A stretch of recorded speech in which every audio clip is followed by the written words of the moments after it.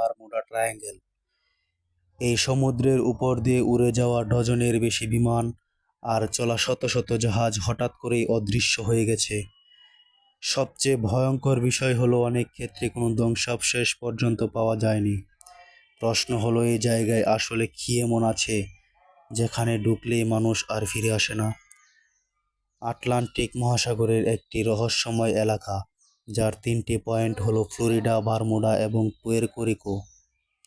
এই 3টি জায়গা মিলেই তৈরি হয়েছে বিশ্বের সবচেয়ে রহস্যময় ত্রিভুজ বারমুডা ট্রায়াঙ্গেল।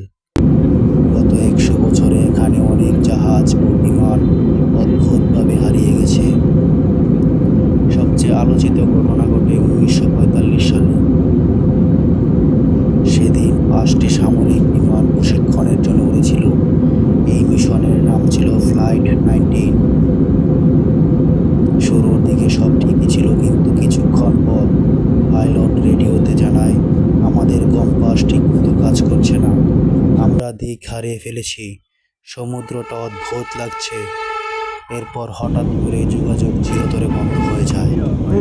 5টি বিমান, 14 জন মানুষ, আজ পর্যন্ত তাদের কোনো খোঁজ পাওয়া যায়নি।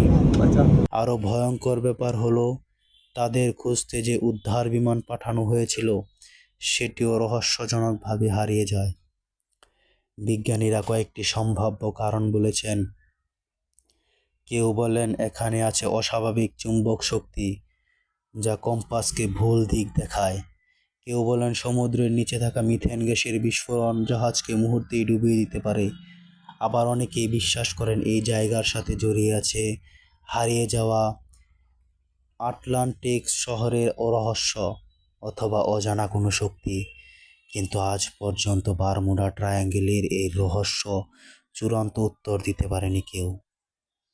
তাহলে আপনার কি মনে হয়, এই জায়গাটি কি সত্যিই পৃথিবীর সবচেয়ে বিপজ্জনক রহস্যময় এলাকা, নাকি এর পেছনে আছে এখনও অজানা কোনো বৈজ্ঞানিক কারণ?